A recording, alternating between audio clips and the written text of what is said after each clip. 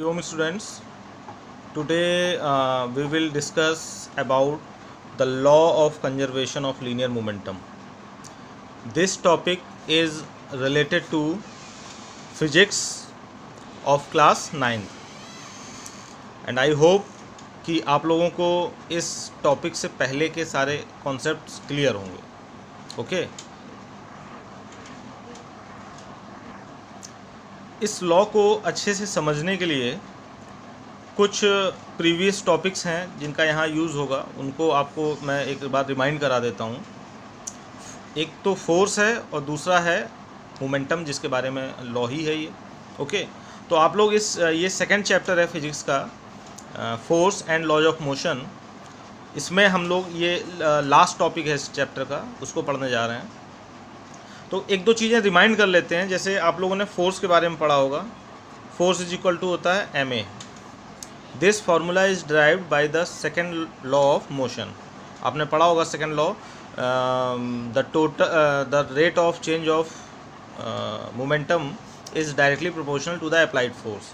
उस लॉ से ये फार्मूला ड्राइव किया था और इस फार्मूले को हम लोग एफ इक्वल टू एम, और ये जो ए की वैल्यू है इसकी जगह हम लोग v minus you upon T put कर सकते हैं। ओके, आप लोगों ने पढ़ा होगा फार्मूला। तो फोर्स का फार्मूला ये भी होता है, ध्यान रखिएगा, क्योंकि इसके प्रूविंग में हम लोग इस फार्मूले का इस्तेमाल करेंगे। और दूसरा है p is equal to M we.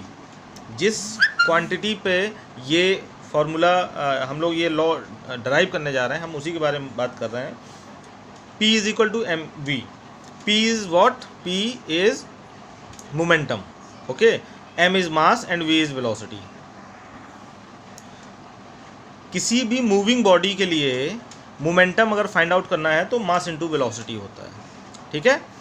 अच्छा, कोई बॉडी मूव कर रही है तो उसका मास तो कांस्टेंट ही होगा, यानी कि उसका मोमेंटम किस पे डिपेंड करेगा? वेलोसिटी पे।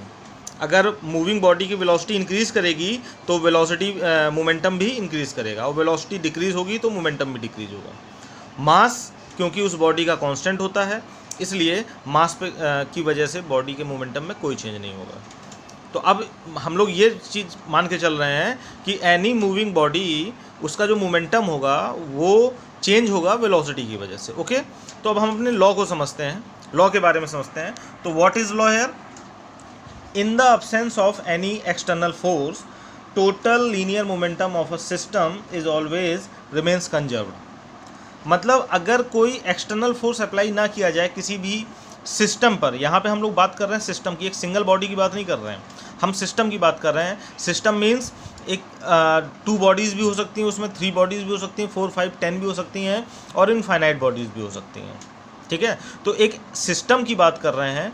तो अगर एक्सटर्नल फोर्स अब्सेंट है, कोई एक्सटर्नल फोर्स नहीं अप्लाई हो रहा है, तो पूरे सिस्टम का जो टोटल लीनियर मोमेंटम होगा वो हमेशा कंजर्व्ड होगा, मतलब कांस्टेंट होगा, वो चेंज नहीं होगा। दो इट में change for a single body. एक सिंगल बॉडी के लिए चेंज हो सकता है, मतलब उस सिस्टम में अगर 5 बॉडीज़ हैं तो 1, 2, 3, 4, 5 इन सभी बॉडीज़ का आपस में मोमेंटम चेंज हो जाए, कोई दिक्कत नहीं। लेकिन जब उनका टोटल मोमेंटम फाइंड आउट किया जाएगा तो वो हमेशा कांस्टेंट होगा। चलिए इसको हम लोग समझने की कोशिश करते हैं। एक एग्जांपल से मैं समझाने की कोशिश कर रहा हूँ।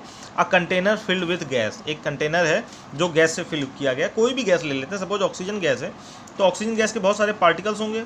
इस कंटेनर के अंदर बहुत सारे पार्टिकल्स होंगे जो लगातार मूव कर रहे होंगे। केमिस्ट्री के फर्स्ट चैप्टर में आप लोगों ने पढ़ा होगा, पार्टिकल्स आर कॉन्टीन्यूसली मूविंग। तो ये भी पार्टिकल्स कॉन्टीन्यूसली मूव कर रहे हैं, और हर पार्टिकल का अपना कुछ ना कुछ मास तो होगा ही होगा, हैं? और क्योंकि वो मूव कर रहे हैं, सपोज ये पार्टिकल v वेलोसिटी से मूव कर रहा है, तो मास है उसका और वेलोसिटी भी है, तो उस पार्टिकल का अपना कुछ ना कुछ मोमेंटम भी होगा। और जब वो पार्टिकल्स आपस में यहाँ कंटेनर में मूव कर रहे हैं तो आपस में कोलिजन भी हो रहा होगा। ये पार्टिकल 1 है, ये पार्टिकल 2 से जाके कोलाइड कर रहा होगा। ठीक है ना। तो जब ये पार्टिकल इससे कोलाइड करेगा तो हो सकता है इस पार्टिकल की वेलोसिटी कम हो जाए, और सेकंड वाला पार्टिकल सपोज इस डायरेक्शन में मूव कर रहा है, उसकी वेलोसिटी इंक्रीज हो जाए। होगा कि नहीं होगा? तो अगर इसकी वेलोसिटी डिक्रीज़ हुई तो इसका मोमेंटम कुछ ना कुछ तो डिक्रीज़ हुआ होगा। तो और ये इससे कोलाइड किया तो इसमें कुछ ना कुछ इंक्रीज़ हुआ होगा वेलोसिटी में, सेकंड पार्टिकल में, तो इसका मोमेंटम इंक्रीज़ हुआ होगा। तो कहने का मतलब ये यही है कि सिंगल बॉडीज़ के मोमेंटम तो चेंज हो रहे हैं, लेकिन ओवरऑल जब हम टोटल मोमेंटम बॉडी का फाइंड आउट करेंगे तो वो कांस्टेंट रहेगा, वो कभी चेंज नहीं होगा, ये समझा। और ये बात सारे पार्टिकल्स पे अप्लाई हो रहा है, यहाँ पे इनफाइनाइट पार्टिकल्स हैं, ठीक है ना। ये वाला पार्टिकल सपोज ऐसे जा रहा है, ठीक है ना, इसकी वेलोसिटी कुछ है, जब ये दूसरे पार्टिकल से टकराएगा तो इसकी कुछ वेलोसिटी सपोज कम हो गई, तो उसकी वजह से इसका मोमेंटम कम हो जाएगा, और दूसरी तरफ इसकी वेलोसिटी इंक्रीज़ हो जाएगी, इसका मोमेंटम बढ़ेगा। तो मतलब सब कुछ बैलेंस रहेगा, कुछ पार्टिकल्स की वेलोसिटी कम होगी तो उनका मोमेंटम कम होगा, तो दूसरी तरफ कुछ पार्टिकल्स की वेलोसिटी इंक्रीज़ होगी तो मोमेंटम इंक्रीज, तो ओवरऑल बैलेंस बने रहेगा। इसको हम लोग एक एग्जांपल से और समझने की कोशिश करते हैं। Suppose there are 4 students A, B, C and D, okay. एक टेस्ट हुआ है 10 मार्क्स का, A के 7 मार्क्स आए, B के 8 मार्क्स आए, C के 9 मार्क्स आए, D के 10 मार्क्स आए, ओके। अब अगर हम इनके टोटल मार्क्स काउंट करें तो आई थिंक 34 आ रहा है, आप ऐड करके देख लीजिए, ठीक है ना, 34 आ रहा है। फिर एक टेस्ट होता है, उसमें A के मार्क्स चेंज हो जाते हैं, 7 से 10 हो जाते हैं, B के मार्क्स 9 हो जाते हैं, C के 8 हो जाते हैं और D के 7 हो जाते हैं। आप देख रहे हैं हर एक बॉडी के मार्क्स चेंज हुए कि नहीं, हर एक स्टूडेंट के मार्क्स चेंज हुए। लेकिन अगर हम इन सबको ऐड करें तो अभी भी वही आंसर आ रहा है 34। बिल्कुल वही चीज़ यहाँ लॉ में होती है कि एक सिंगल बॉडी के जैसे यहाँ सिंगल स्टूडेंट के मार्क्स चेंज हो रहे हैं, ठीक है, लेकिन टोटल पूरे सिस्टम का, ये पूरा एक सिस्टम है, 4 स्टूडेंट्स का जो ग्रुप है वो एक सिस्टम है, इनका जो टोटल मोमेंटम है वो कितना है 34, और सबके मार्क्स चेंज हो गए और लेकिन फिर भी जब टोटल निकाला गया तो वो 34 ही आ रहा है। वैसा ही यहाँ होता है। तो law of conservation of linear momentum में यही चीज़ समझाई जा रही है कि in the absence of any external force, मतलब बाहर से कोई भी फोर्स अप्लाई ना हो तो सिस्टम का जो टोटल लीनियर मोमेंटम होता है वो कांस्टेंट होता है।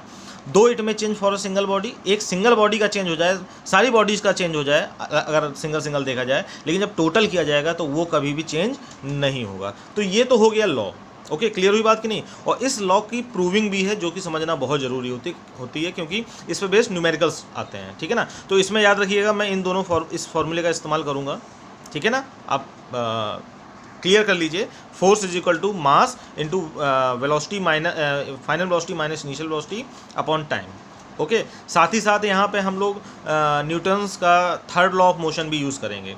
तो लेट्स सी, ये हम लोग एग्जांपल ले रहे हैं, ठीक है, ध्यान समझिएगा। अगर आप अपनी कॉपी में नोट करना चाहें तो इसको नोट भी कर लीजिएगा, जो मैं बोल रहा हूँ उसको पहले आपको एक्सप्लेन करना, आप जब प्रूफ करेंगे तो उसको करना पड़ेगा। Consider 2 bodies A and B, these are 2 bodies, body 1, body 2, body A and body B। Mass of body A is m1 and mass of body B is m2, okay. Both are moving towards each other, दोनों body एक दूसरे की तरफ move कर रही हैं, ठीक है ना।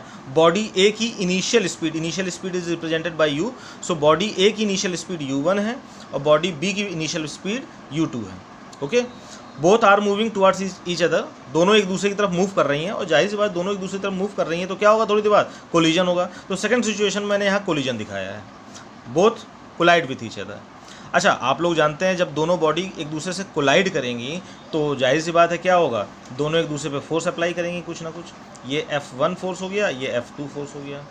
और यहाँ ध्यान से समझिएगा, ये जो F1 फोर्स है ये बॉडी A अप्लाई कर रही है किस पे, बॉडी B पे, ठीक है।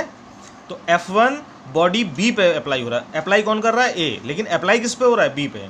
और F2 फोर्स किस पे अप्लाई हो रहा है, बॉडी A पे हो रहा है, अप्लाई B कर रही है लेकिन A पे हो रहा है, ओके। ये ध्यान रखिएगा क्योंकि अभी आगे इसकी ज़रूरत पड़ेगी। और जब ये दोनों कोलाइड करते हैं तो कोलिजन के बाद फिर दोनों अलग हो जाएंगे। जस्ट लाइक जब हम लोग कैरम बोर्ड खेलते हैं तो हम लोग स्ट्राइकर से हिट करते हैं कॉइन्स को, तो कॉइन्स और स्ट्राइकर आपस में कोलाइड करते हैं और फिर एक दूसरे से अलग हो जाते हैं, सेपरेट हो जाते हैं। बिल्कुल उसी तरह से थर्ड सिचुएशन में क्या हो रहा है कि इन दोनों के कोलिजन के बाद ये दोनों बॉडी A और बॉडी B एक दूसरे से अलग हो गई। अब कोलिजन से पहले इनकी वेलोसिटीज़ u1 और u2 थी, लेकिन कोलिजन के बाद वेलोसिटी में चेंज आया, ये इनिशियल थी, अब फाइनल वेलोसिटी इसकी चेंज होकर u1 से चेंज होकर v1 हो गई और सेकंड बॉडी B की u2 से फाइनल वेलोसिटी v2 हो गई। अब law of conservation of linear momentum पे आते हैं हम लोग। क्या था कंजर्वेशन ऑफ लीनियर मोमेंटम, कि अगर एक्सटर्नल फोर्स कोई ना लगा जाए तो पूरे सिस्टम का टोटल लीनियर मोमेंटम कांस्टेंट रहता है। मतलब इस सिस्टम में सिर्फ 2 बॉडी हैं, बॉडी A और बॉडी B। तो कोलिजन से पहले का टोटल मोमेंटम क्या होगा, देखिए हमें जो प्रूफ करना है वो मैं बता रहा हूँ आप लोगों को। क्या प्रूफ करना है हमें, टोटल मोमेंटम बिफोर कोलिजन और टोटल मोमेंटम आफ्टर कोलिजन वो सेम होगा। तो कोलिजन से पहले इस पूरे सिस्टम का मोमेंटम क्या था, ये जो पूरे दोनों बॉडी का सिस्टम है क्या था, तो दोनों के मोमेंटम को ऐड करते हैं। मोमेंटम का फॉर्मूला होता है मास इंटू वेलोसिटी, तो मास हो गया m1 और वेलोसिटी u1 पहली बॉडी, सेकंड बॉडी का मास m2 और वेलोसिटी u2, ये फर्स्ट बॉडी का मोमेंटम, ये सेकंड बॉडी का, और प्लस कर देते हैं। ओके, और कोलिजन के बाद ये सिस्टम वही है, लेकिन कोलिजन के बाद वेलोसिटी चेंज हो गई, तो बॉडी ए का मोमेंटम m1 v1 और बॉडी बी का मोमेंटम m2 v2 हो गया। क्लियर। अब हमें इस लॉ में यही चीज़ प्रूफ करनी है कि मोमेंटम कांस्टेंट है, चेंज नहीं होगा, मतलब कोलिजन से पहले का टोटल मोमेंटम और कोलिजन के बाद का टोटल मोमेंटम क्या होंगे, कांस्टेंट यानी इक्वल होंगे। हमें ये प्रूफ करना है इस लॉ में। क्लियर। तो हम अपने लॉ को प्रूफ कर पाएंगे सही से। ओके, तो प्रूफ करते हैं। तो आप मुझे बताइए F1 क्या होगा। F1 इज अ फोर्स, और ये फोर्स अप्लाई कौन कर रहा है, ये फोर्स अप्लाई कर रही है बॉडी 1, बॉडी ए। किस बॉडी पे अप्लाई हो रही है, बॉडी बी पे। जैसा कि अभी मैंने आपको बताया था, फोर्स का फॉर्मूला mv-u/t होता है, ठीक है ना। लेकिन अब यहाँ पर हम मास किसका लेंगे, बॉडी ए का मास लेंगे या बॉडी बी का मास लेंगे। तो मैं आपको बता दूं, जो बॉडी फोर्स अप्लाई करती है उससे मतलब नहीं होता है, बॉडी जिस बॉडी पर फोर्स अप्लाई होता है उस बॉडी का मास लिया जाता है। तो अगर यहाँ हम मास लेंगे तो F1 किस बॉडी पे अप्लाई हो रहा है, F1 बॉडी बी पे अप्लाई हो रहा है, तो मास बी का होगा तो m2 हो जाएगा, और वेलोसिटीज़ भी उन्हीं की ली जाएंगी, तो v2 और u2। क्लियर। सिमिलरली F2 कितना हो जाएगा, m1 v1 minus u1/t, because F2 जो फोर्स है वो बॉडी ए पे अप्लाई हो रहा है, तो उसके टर्म्स को लिया जाएगा यहाँ पे। तो ये तो दोनों फोर्स हो गए। क्लियर। ओके, तो अब आपने न्यूटन का थर्ड लॉ पढ़ा है, every action has equal and opposite reaction. Okay, तो अब इस चीज़ पे मैं अभी लास्ट में क्वेश्चन भी आप लोग से करूँगा, आप लोग सोचिएगा फिर उसका आंसर दीजिएगा। F1 और F2 ये दोनों फोर्स एक दूसरे ने अप्लाई किए, दोनों बॉडी ए और बी ने एक दूसरे अप्लाई किए, ठीक है ना। तो क्या हम लोग इसको यूँ लिख सकते हैं, F1 is equal to F2, क्योंकि according to the Newton's third law every action has equal and opposite reaction. तो जितना एक्शन बॉडी ए ने बी को दिया यानी F1 दिया, उतना ही रिएक्शन बॉडी ए को वापस बी देगी यानी F2।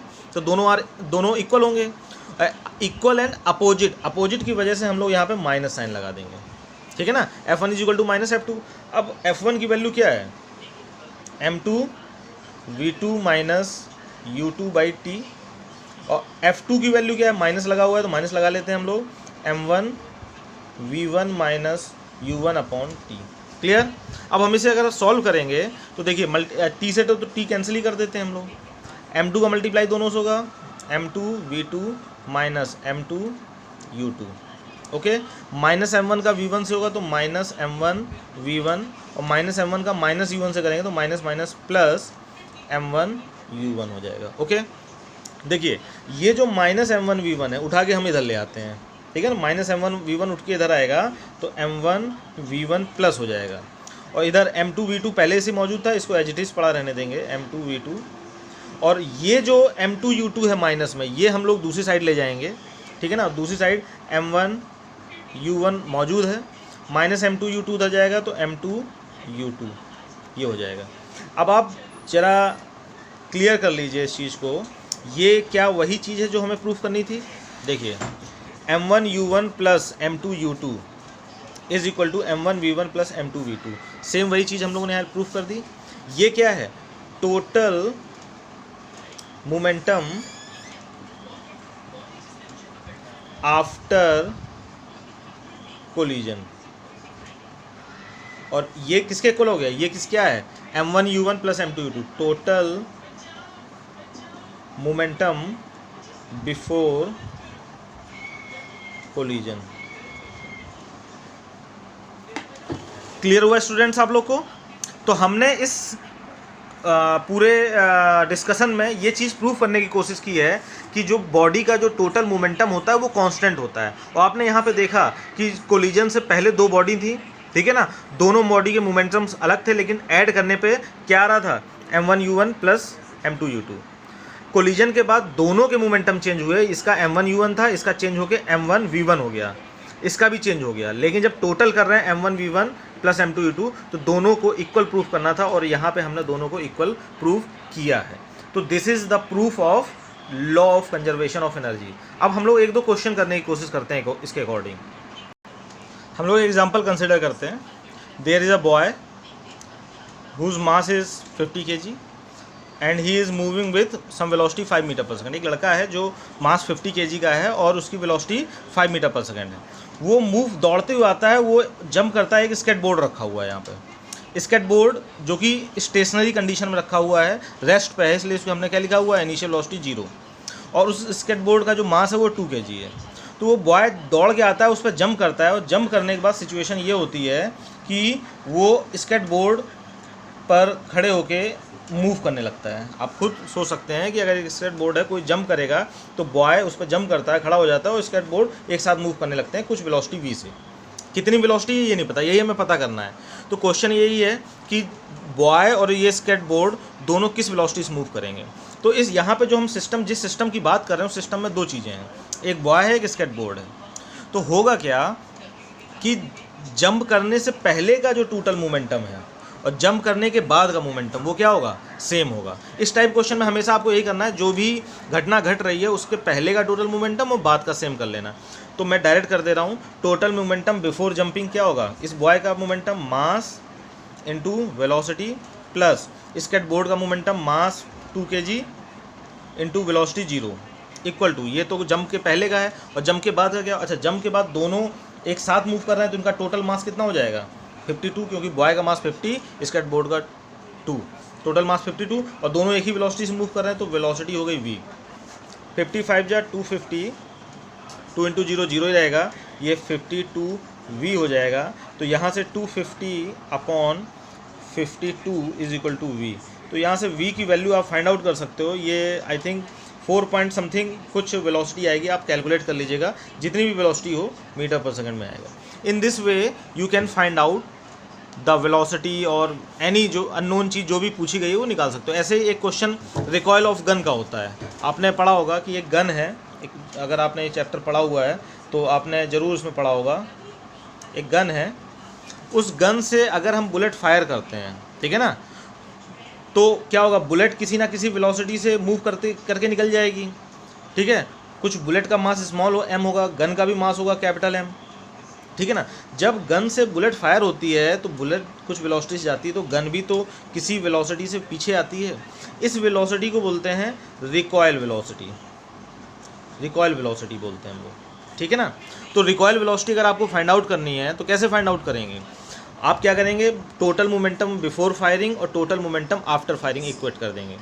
Total momentum before firing तो 0 ही होगा, टोटल मोमेंटम बिफोर फायरिंग क्या होगा 0, क्योंकि गन भी रेस्ट पे है और बुलेट भी रेस्ट पे है। तो बिफोर फायरिंग 0 हो गया टोटल मोमेंटम पूरे सिस्टम का, और आफ्टर फायरिंग क्या हो जाएगा, momentum of gun capital M into capital V plus momentum of bullet small m small. आप चाहें तो यहाँ पे माइनस साइन भी पुट कर सकते हैं, क्योंकि जिस डायरेक्शन में बुलेट मूव कर रही है उसके अपोजिट डायरेक्शन में गन मूव कर रही है। तो यहाँ से recoil velocity of gun v is equal to आ जाएगा small m into small v upon capital M। In this way you can find out the recoil velocity also. Okay student, clear? I hope आप लोग को ये concept अच्छे से समझ में आ गया होगा। तो वीडियो अगर कोई डाउट हो तो आप कमेंट में ज़रूर बताना और लाइक ज़रूर कर देना इस वीडियो को। Thank you.